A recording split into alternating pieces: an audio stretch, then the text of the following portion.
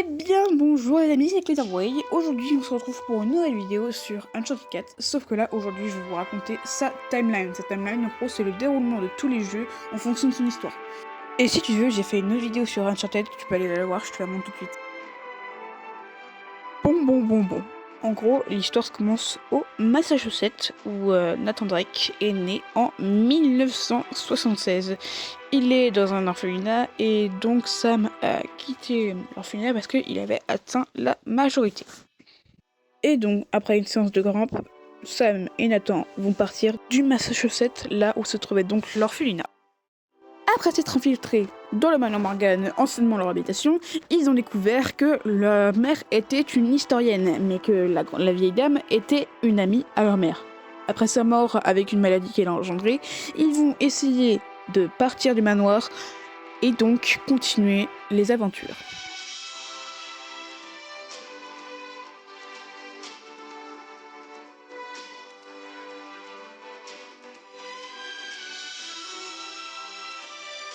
Bon, je vous ai pas un peu le reste un peu parce que c'est long.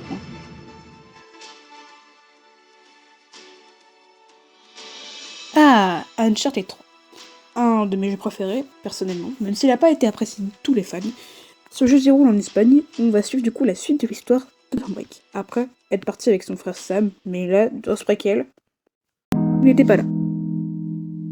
À ce moment-là, notre très cher Nathan Drake va découvrir Sullivan, un ancien membre d'agence secrète, et donc va devenir, au fil de l'histoire, un mentor, un profil paternel, qui va donc lui apprendre à être un pickpocket et un voleur.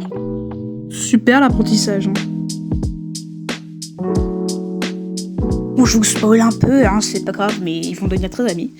Et dans ce plus, ils vont donc suivre l'histoire de Francis Drake, un vogueur des mers et un trésorier, surtout un historien très connu de cette époque. Bon, je vais faire une petite parenthèse dans la vidéo, mais n'hésitez pas à liker, à vous abonner et à activer la cloche parce que en fait, j'ai un compte YouTube, même s'il y avait 2 vidéos.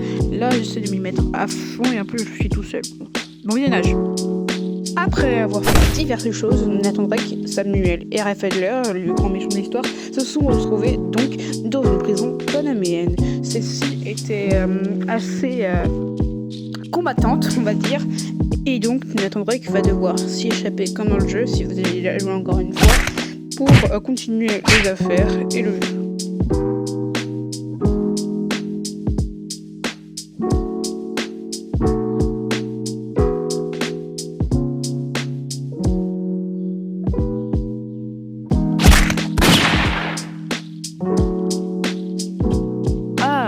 La très célèbre intro de Uncharted 1, qui soit Uncharted Drake's Force.